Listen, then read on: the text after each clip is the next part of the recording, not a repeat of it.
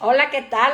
Muy buenas noches. Voy a esperar aquí tantito a que nos conectemos para este live que organicé para platicar con Liliana Fernández sobre la resistencia a la insulina.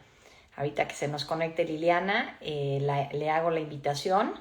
Ella está aquí en Instagram como mi nutrióloga funcional y vamos a platicar de este tema que me parece tan interesante de la resistencia a la insulina, que siento que de pronto por todas partes está saliendo cuánta gente tiene este problema y la verdad es difícil de entender. Entonces, pues vamos a platicar con ella, con Liliana Fernández. Ahí si tienen preguntas por ahí me avisan y voy a buscarla aquí para ver si se nos conecta.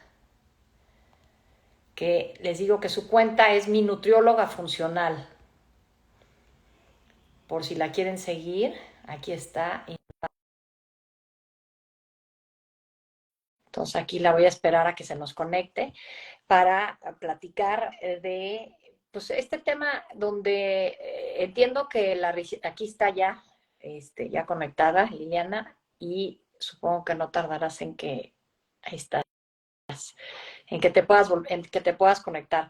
Pero lo platicaba con Liliana antes de arrancar este live, o sea, la cantidad de problemas que genera el tener resistencia a la insulina. No es nada más un tema de que tu cuerpo no está sabiendo bien qué hacer con la glucosa, de que tu páncreas, qué está haciendo con la insulina cuando lo tiene que soltar. Es un tema que tiene pues muchas variantes y por eso me dio muchísimo gusto que aceptaras platicar con nosotros esta noche para Benefit Method, Liliana. Muchísimas gracias. ¿Cómo estás? Hola, muy bien, gracias. Al contrario, muchas gracias por la invitación. Bueno, tú eres nutrióloga funcional y vi que estuvieron haciéndote preguntas hoy a lo largo del día en Instagram y incluso referiste que algo de todas estas preguntas las ibas a estar respondiendo en este live. Así es que muchísimas gracias, Liliana. Yo primero te preguntaría, arrancaría preguntándote qué es la resistencia a la insulina.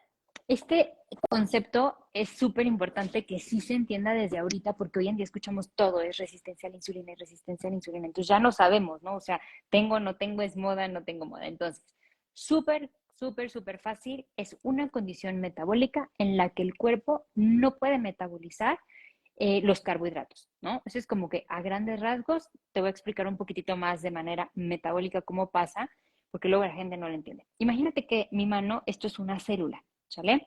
Entonces, nosotros comemos cualquier fuente de un carbohidrato, o sea, carbohidrato dulce o salado, o sea, no solamente lo sano o lo no sano, o sea, no solamente el carbohidrato es, no sé, el postre o no es solamente es el azúcar, es también la tortilla, el arroz, la sopa de pasta, inclusive frijoles, lentejas, todo eso es carbohidrato y también un poco las proteínas suben la glucosa en sangre. Entonces, tú comes un carbohidrato y en tu sangre, o sea, en tu cuerpo, suben tus niveles de glucosa.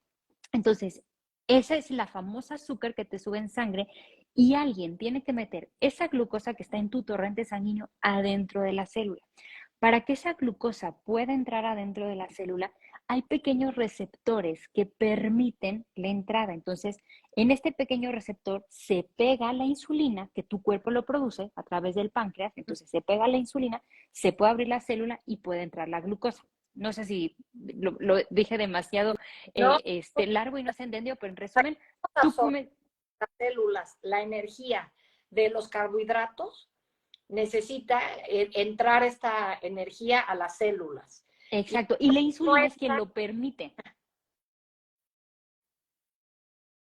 Ajá, la insulina permite que lo puedas meter. Uh-huh. Entonces, la resistencia a la insulina, en lugar de que todo esto funcione perfectamente bien, tienes tu célula, en lugar de que la insulina se pegue y pueda mandar la señal y se abra la célula para que pueda entrar, esta señal no funciona. Entonces, está rebotando, no es de calidad, no se comunica la célula junto con la hormona. Entonces, ¿qué pasa? Que tus niveles de insulina se siguen manteniendo en torrente sanguíneo. Entonces, siempre va de la mano una resistencia a la insulina con una hiperinsulinemia.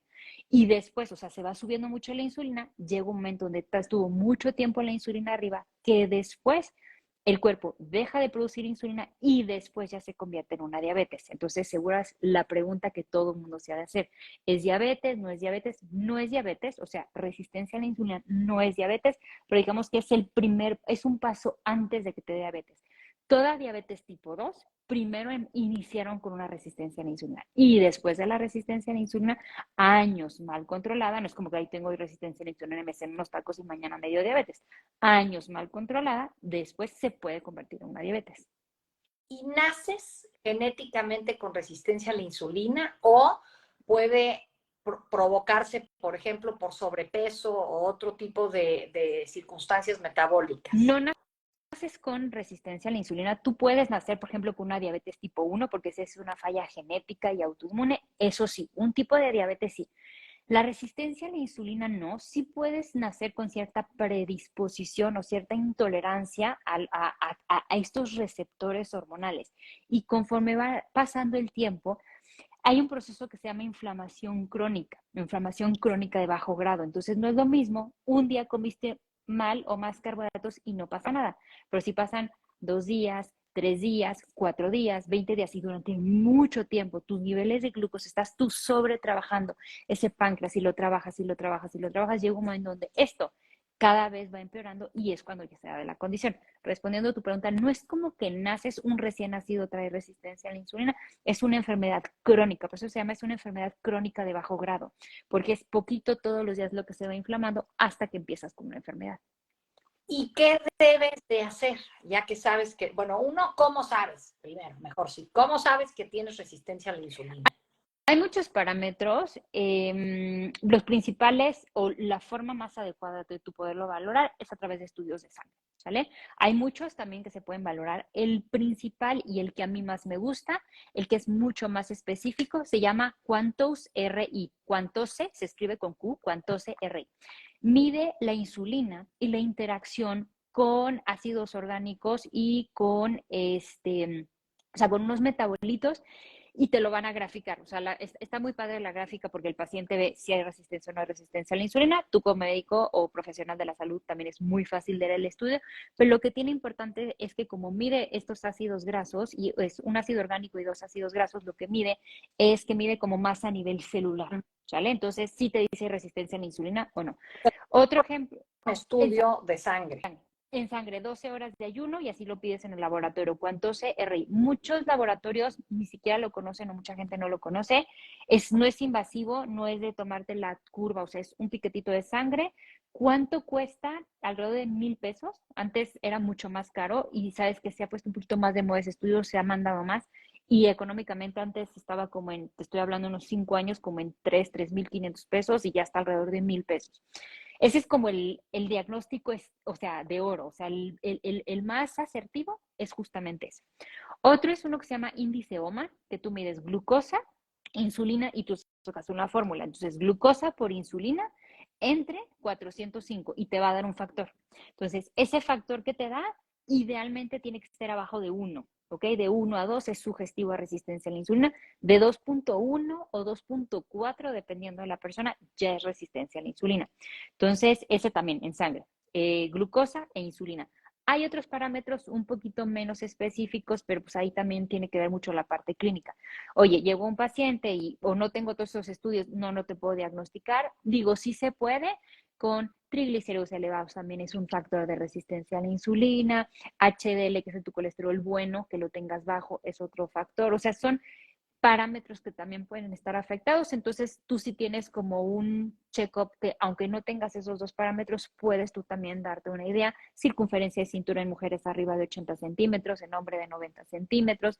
Acantosis nigricans, que es cuando en los pliegues, sobre todo en el cuello, en los brazos, en las axilas, se pigmentan de un color muy oscuro, verruguitas en la piel, acné también es un síntoma de resistencia a la insulina, mucho fatiga, mucho cansancio, ansiedad por cosas dulces, que en la noche te levantas en la noche a orinar frecuentemente, ansiedad por cosas dulces o por carbohidratos, pero la principal es fatiga, cansancio, dificultad para bajar de peso, esos como son los clínicos, o sea, como tú te puedes dar como un prediagnóstico si no tienes estudios de laboratorio. Sí, quizás si empiezas pues con lo de las verruguitas, creo que eso es muy claro, ¿no? De síntoma. Ahora digo, pues, a veces salen verruguitas, pero ¿cómo sabes que esas están ligadas a eso? Pues ya vas y te haces el examen, ¿no?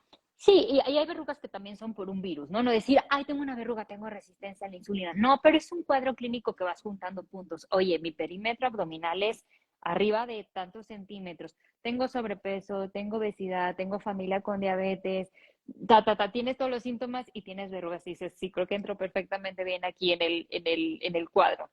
Y una vez que ya entraste en el cuadro, ¿qué haces? Ya Ok, digo, te haces el examen, sale que sí lo tienes. ¿Cómo le puedes hacer? lo más importante es que es 100% reversible. O sea, nosotros sí lo podemos retroceder. Entonces, eso es lo más importante.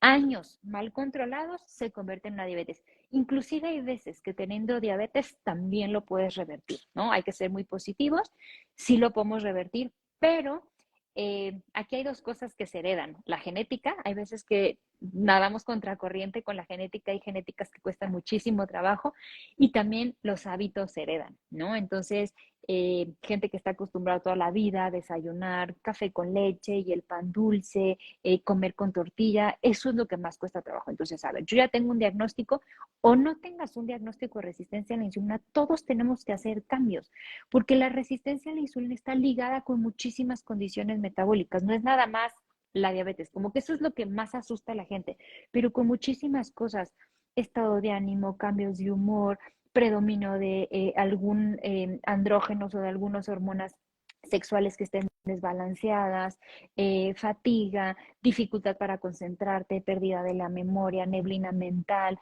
disfunciones también sexuales, un riesgo cardiovascular, o sea, un riesgo cardiometabólico, un riesgo cerebral, o sea, la resistencia a la insulina, y eso tal cual quiero que todo el mundo lo quede súper claro, es el inicio de una cascada de inflamación de enfermedades. Muchísimas enfermedades inician por la resistencia a la insulina. Un Alzheimer, un cáncer, obviamente te digo, estamos hablando de una diabetes, entonces no es nada más, no me va a dar diabetes porque en mi familia no hay diabetes, no, o sea, la resistencia a la insulina puede generar, digo, todos estos problemas a nivel hormonal y metabólicos.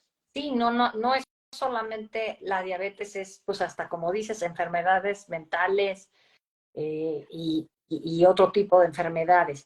¿Qué tienes que hacer cuando dices cambiar de hábitos? No tomarte tu café con leche y tu pan dulce en la mañana, pero en específico, ¿qué crees que es así como lo máximo, la clave de que todo salga mejor? Sí, les voy a dar tips para que desde hoy mismo los puedan aplicar, o sea, no ni siquiera mañana, ¿no? O sea, que no sea esto tan técnico.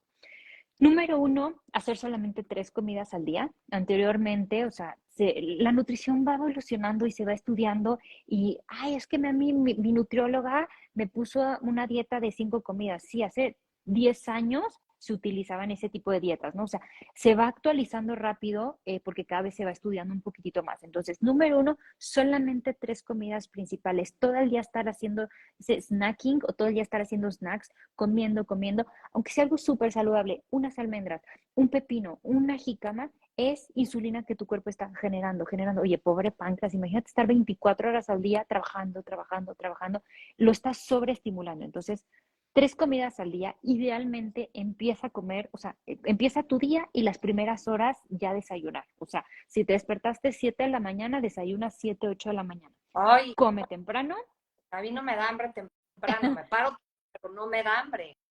¿Sabes qué? Que el estómago también se entrena y las hormonas también se entrenan.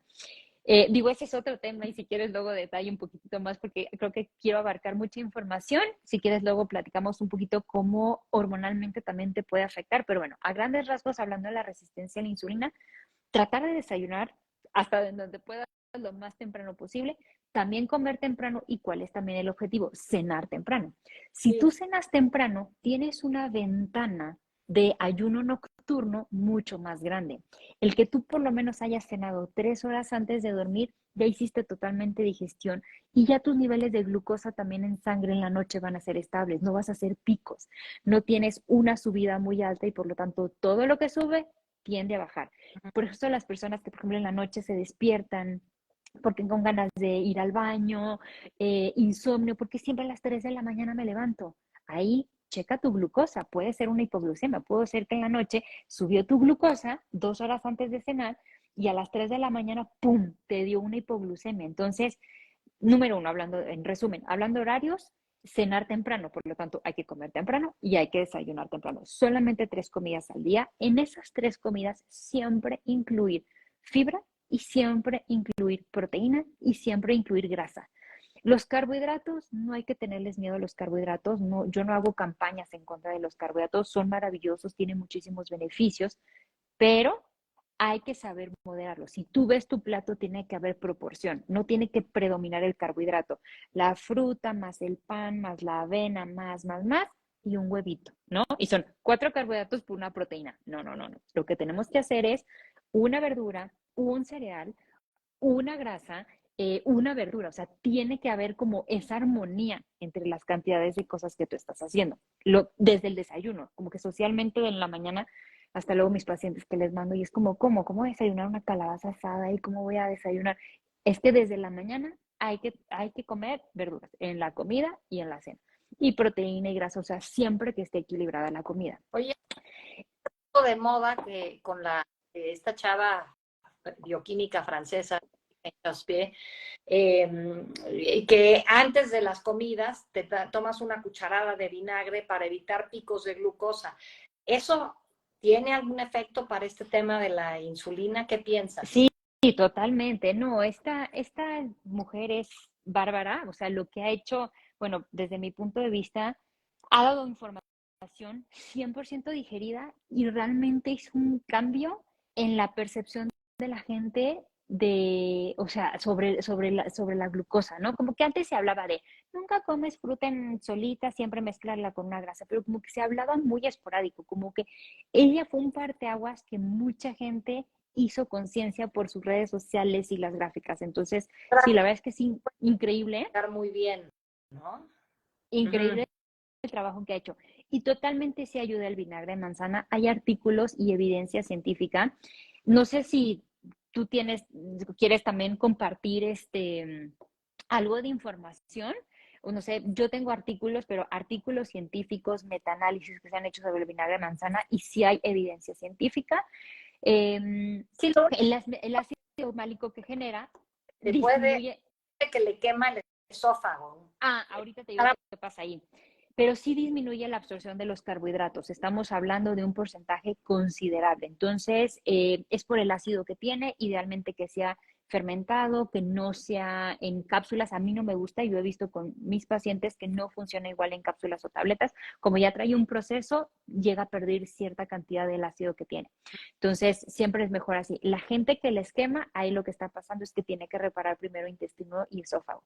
Es porque seguramente hay algún daño y hay que regenerar toda la mucosa gástrica, o sea, ya vemos que tiene un problema gastrointestinal y si te cae el vinagre de manzana mal, te quema, te arde, es ok, dale prioridad a intestino, sana intestino y en un mes empiezas ahora así con tu vinagre. Ok. Pero bueno, entonces dices, 3 comidas, no hay que hacer snacks, desayunar temprano, comer temprano y cenar temprano. ¿Qué alimentos te gustan para, dices esto balanceado de la fibra, no tenerle miedo a los carbohidratos, pero qué alimentos en específico sientes que ayudan mucho a que tu cuerpo pueda recuperarse si es que ya te hicieron un diagnóstico de resistencia a la insulina? Empezar con verduras, siempre empezar con verduras crudas, hervidas, al vapor, en sopa, en jugo, como quieras, pero siempre empezar con verduras. ¿Qué verduras? Rotarlas. Hay verduras o hay alimentos de índice glicémico bajo, o sea, que son los que van a tener una respuesta más lenta, o sea, metabólicamente que se absorba. No me quiero meter ahorita tan técnico porque no quiero confundir a la gente o como decir, bueno, no entendí nada, Ajá. pero aquí como recomendación, una dieta variada y rotativa, o sea, un día calabaza, un día champiñón, un día jitomate. Eso además también, el diferentes tipos de fibra mejora microbiota, por lo tanto una mejor microbiota es igual a mejor la resistencia a la insulina. Entonces, siempre verduras, o sea, siempre iniciar con las verduras, seguir con grasa y con proteína, idealmente proteína magra. ¿Cuál es la proteína magra? Que no sea el T-bone, la chuleta de cerdo, o sea, no hay que tenerle también miedo tampoco a los alimentos, sí consumir proteína animal, pero de preferencia que sea magra, si es pescados que sean de agua fría, el pollo que sea sin piel, o sea, que sea la pechuga de pollo, ya si va a ser el muslo que sea sin piel, carne, pollo, pescado, cerdo, mariscos, yo, Liliana, como todo, o sea, todo, todo, todo, el animal que me pongas, la proteína que me pongas, el cereal que me pongas, todo, Ah, pero idealmente, ¿perdón? te echas tu pastita por ahí de pronto. Obvio, Ah, obvio, todo. O sea, vivo en un mundo que no, nadie vive en una esfera de cristal y nadie es perfecto.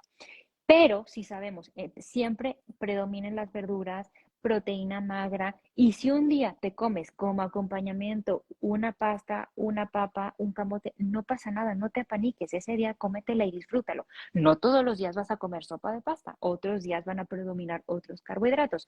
Pero entonces, dentro de los carbohidratos, si tú ya tienes un diagnóstico de resistencia a la insulina, incluye los que tengan más fibra.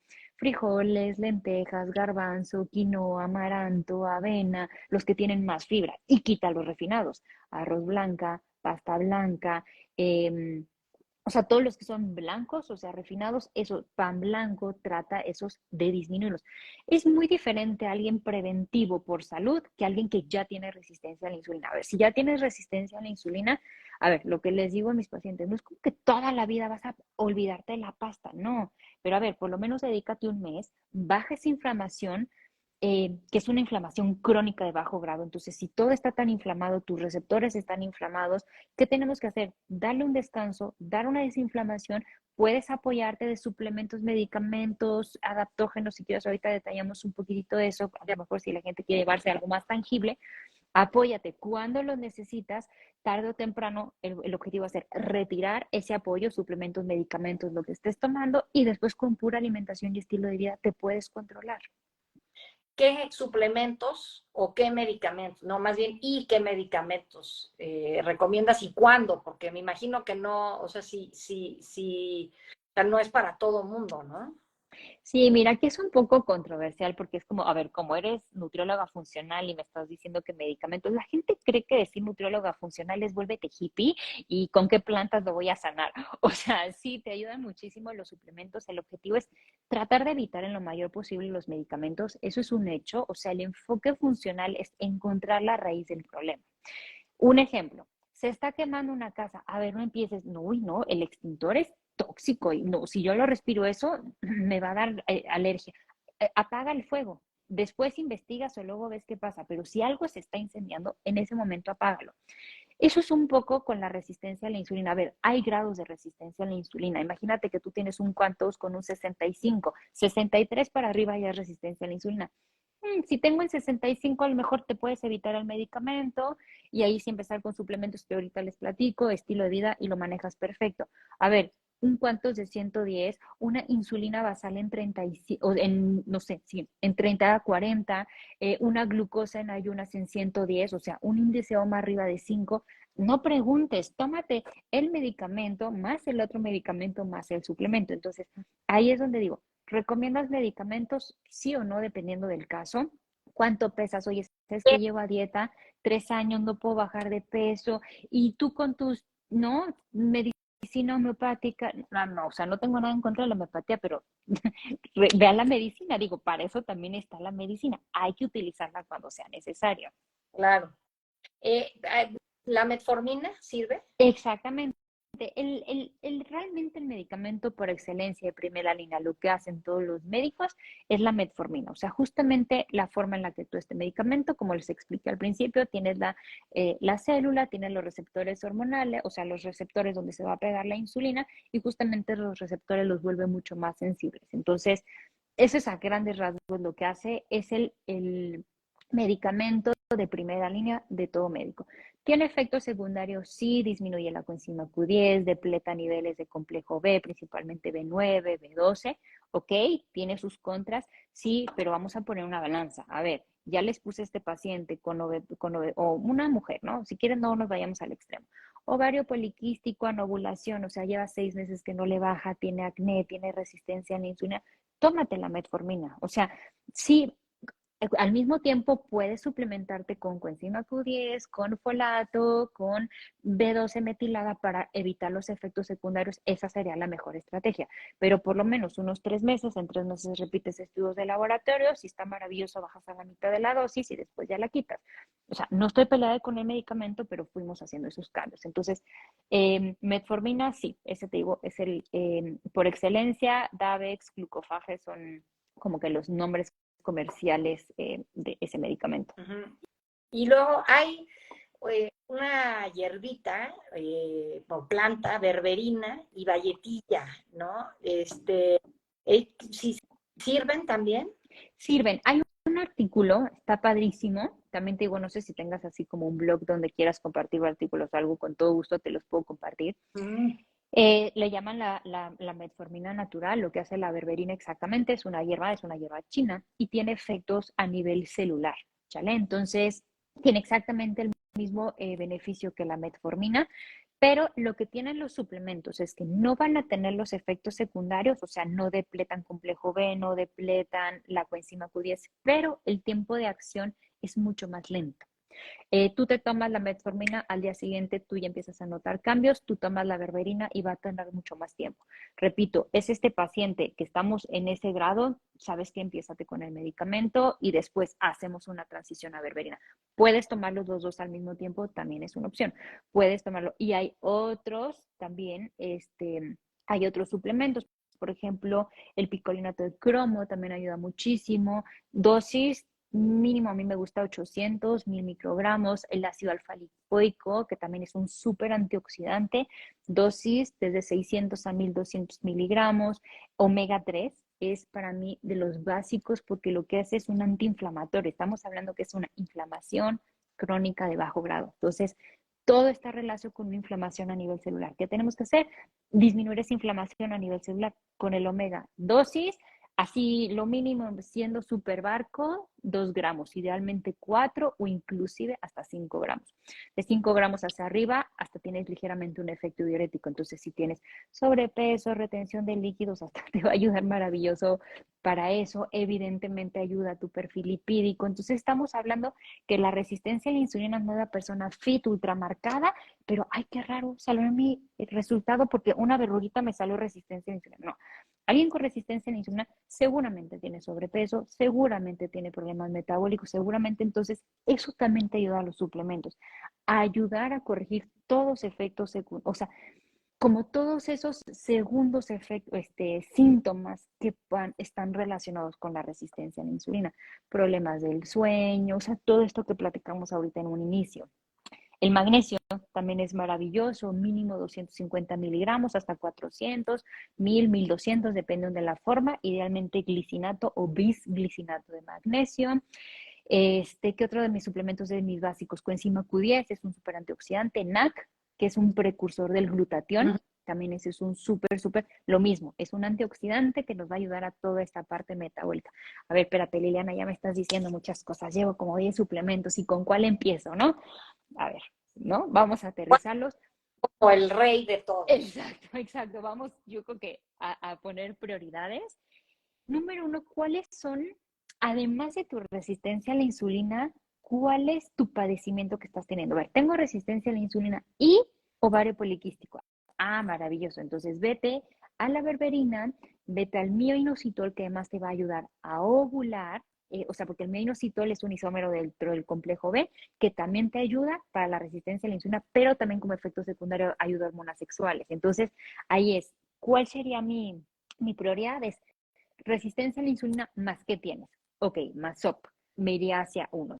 O más que tienes. Entonces, si no sabes qué tengo, los básicos es berberina, picolinato de cromo, omega, magnesio y vitamina D. O sea, si tuviera que elegir como que mis favoritos, así de no pararle, no puedo comprar 20, Pero esos ahí me quedarían. pues yo no sé si tengo resistencia a la insulina, pero entonces me voy a tomar estos 5 suplementos. ¿Qué pasa si tomas estos suplementos y no tienes resistencia a la insulina? O sea, ¿son preventivos o la verdad es que solo hay que tomar todas estas cosas cuando ya tienes un diagnóstico? Mira, hablando de suplementos, la verdad es que no hay un efecto secundario per se. Híjole, me tomé la berberina, mañana me dio un infarto. Sí, me dijo el doctor que fue por eso. No pasaría como tal. Hay algunas vitaminas que pueden hacer sinergia y que se absorban mejor unas, o hay otras que al contrario que compiten. Por ejemplo, por poner un ejemplo al aire, el zinc, que se puso de moda en el COVID y todo el mundo, zinc, zinc, zinc. El zinc compite y depleta el cobre. Entonces, si tú das una sobredosis de zinc que tú para tu sistema inmunológico, pues también el cobre puedes depletarlo, ¿no? Entonces, el hierro compite con el calcio. Entonces, hay vitaminas que sí se pelean. Entonces, dentro de las básicas no hay como una contraindicación. No pasaría nada. A ver, si tú estás en tu casa escuchando esto, no sabes ni por dónde empezar, pues tómatelas separadas. No sé si esto me va a afectar esto con el otro, en lo que yo investigo. O sea, no te tomes todos los suplementos al mismo tiempo. Si ya tomas algún medicamento, no sé, si tienes además hipotiroidismo, tienes alguna otra condición, pues me tomo mi levotiroxina 100% en la mañana y pues mis suplementos en la comida. O sea, digo, eso es recomendación siempre, ¿no? Si no tienes así 100% de la certeza de que sabes todos los efectos de lo que estés tomando, sepáralo totalmente, tanto de tu medicamento o de otros suplementos. Entonces, no hay efectos secundarios. De hecho, la berberina, hoy en día, creo que todos los temas de longevidad y anti-aging, ¿no? Que ahorita es como el boom que viene, ¿no? Bueno, que está, en cuanto a estilo de vida. Y la berberina te la venden como un anti-aging, como un promotor de longevidad, hasta la misma metformina. O sea, si tú buscas, también hoy en día te venden, hasta en los mismos congresos te hablan la metformina como un tratamiento anti-envejecimiento. De la eterna juventud he oído así la Eh, metformina. exacto. ¿Y cuál es la razón? A ver, te lo explico así, literal, así, aquí entre nos. Y hasta ellos te lo dicen, porque disminuye inflamación y porque nivela tus niveles de glucosa en sangre. Eso lo puedes hacer sin un medicamento. Entonces, o sea, no estoy diciendo que tacha la metformina, está bien que lo disfrazaron y la vistieron bien bonita como para sacarla, ¿no? Ventas mucho más al público, sí es cierto, pero, o sea, si tu objetivo es eso, bueno, un omega, si te vas a una inflamación, o sea, si quieres desinflamar, vete a una buena dosis de omega. El alfa lipoico también es un súper antiinflamatorio, el NAC. Y esos, te digo, no tiene ningún efecto secundario. O sea, esos no tendrías ningún problema. Ujú. Ok, ahora, Solo uno, antes de que cambiemos de tema rapidísimo, berberina, también metformina. Pero berberina, a nivel gastrointestinal, a algunas personas sí les puede dar un poquito de batalla, náuseas, diarrea, me inflama, ese sería el efecto secundario. Híjole, me inflama, traigo una colitis bárbara, sí, en algunas personas empieza con una dosis chiquita, empieza solamente con 500 miligramos al día, perfecto, súbele a 1000, la dosis es 1000, 1500, entonces si no, pues ahí te la vas llevando entre 1000, 1500 con alimentos. Se absorbe mejor cuando usas, sobre todo toda la evidencia científica, artículos científicos lo hacen siempre con estómago vacío antes de los alimentos. O sea, no en ayunas total, pero sí antes de los alimentos. Te va a caer un poquito pesado. Hazlo con comidas, ya la toleraste, después pásalo antes de. ya, ya, ya, ya. Ahora, has hablado un poco, te oigo como mucho de la resistencia a la insulina en mujeres. ¿Hay diferencias de cómo responde el cuerpo a la resistencia a la insulina dependiendo si eres hombre o si eres mujer? Si lamentablemente o afortunadamente, como lo queramos ver, nosotras las mujeres nos ganamos la lotería de tener más condiciones metabólicas, ¿sale? Entonces es mucho más frecuente, también los hombres hay resistencia a la insulina, también hay diabetes en hombres, pero también hay resistencia a la insulina. Y efectos secundarios también en hombres, también genera muchos problemas a niveles hormonales, a niveles sexual, a nivel sueño, apnea del sueño, o sea, claro que también existe la resistencia a la insulina. Es mucho más frecuente en mujeres porque son varias características, desde los mismos cambios hormonales que tenemos. La insulina es una hormona adrenal, entonces hay muchas cosas que pueden afectar a las hormonas. Ese es otro tema que no me quiero desviar porque me puedo echar 8 horas. Existen los disruptores hormonales, o sea, condiciones externas que en tu cuerpo van a hacer que tus hormonas se modifiquen. Un hombre que utiliza el shampoo y el jabón, y párale de contar.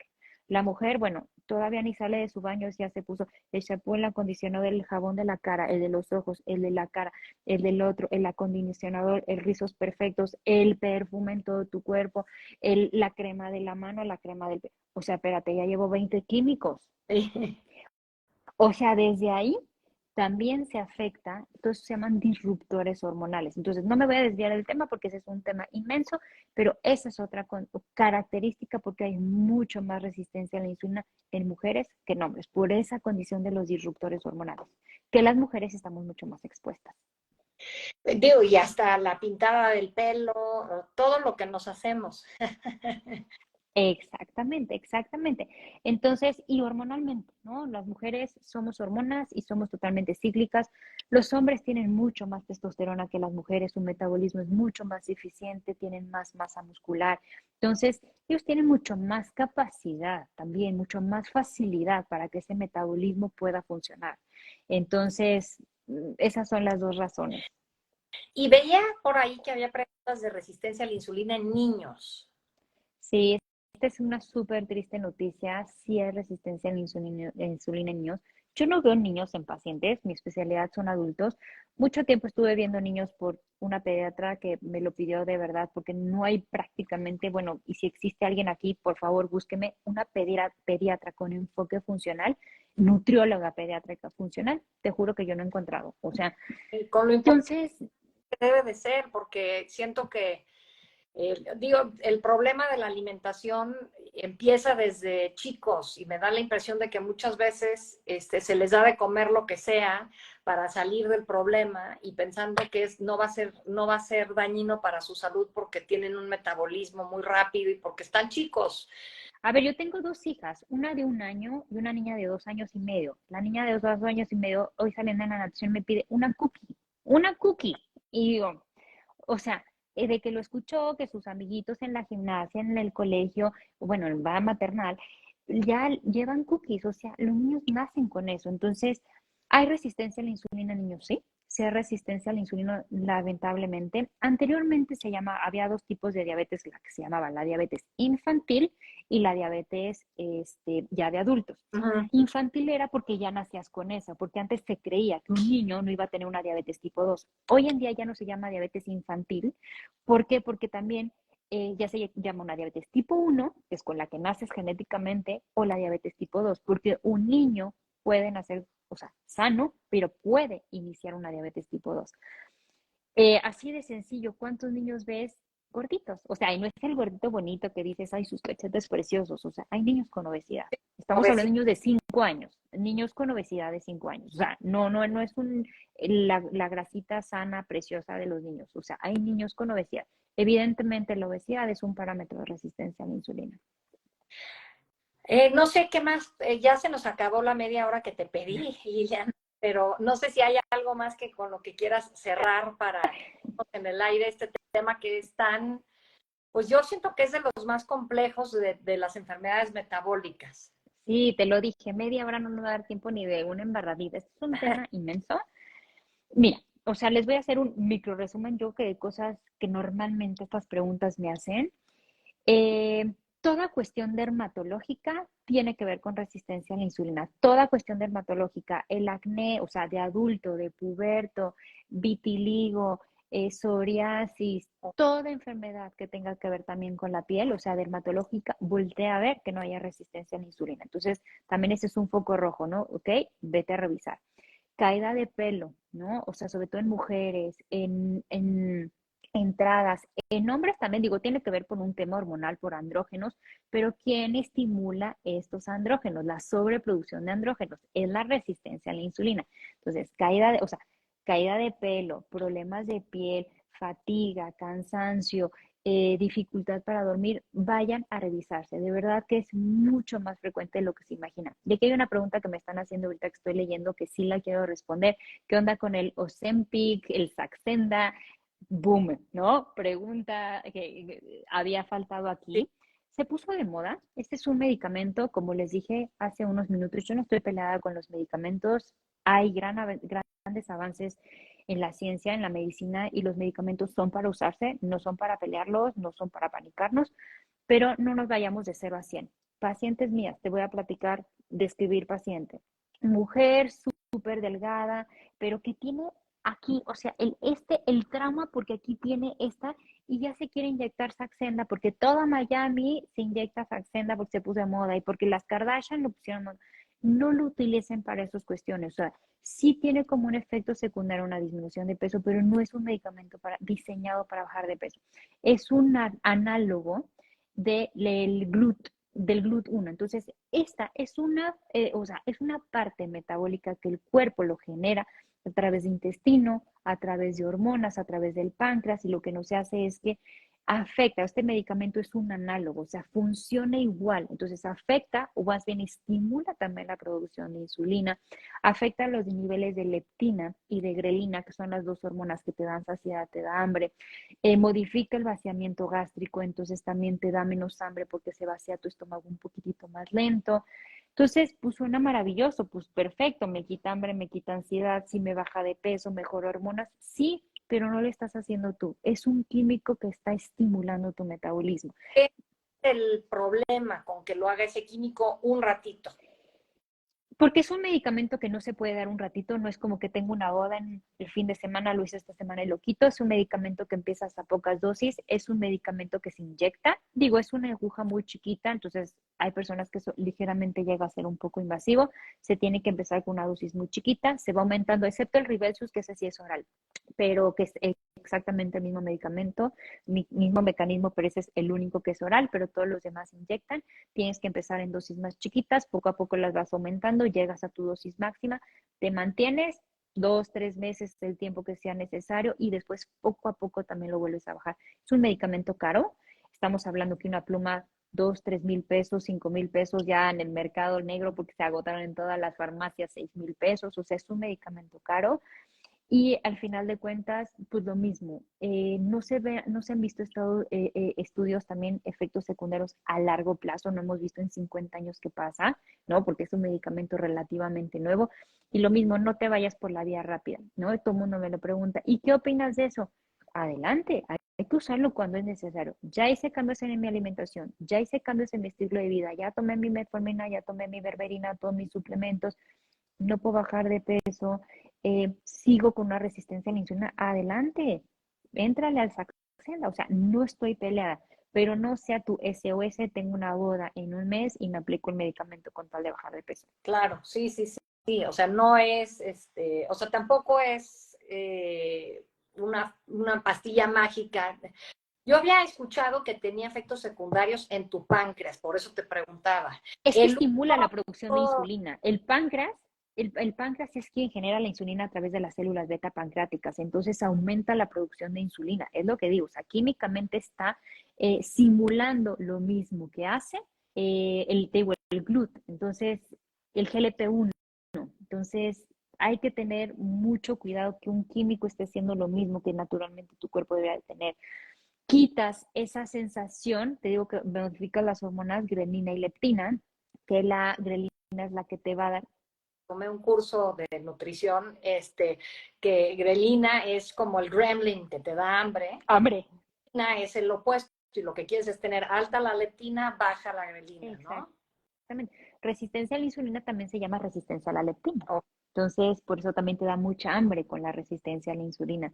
Entonces, pues aquí en este pequeño resumen, recomiendo ese medicamento. ¿En quién? En una persona que pesa 100 kilos. Pues, si tienes más riesgo de tener un infarto el día de mañana, ah, claro, o sea, usa el Saxenda, obviamente.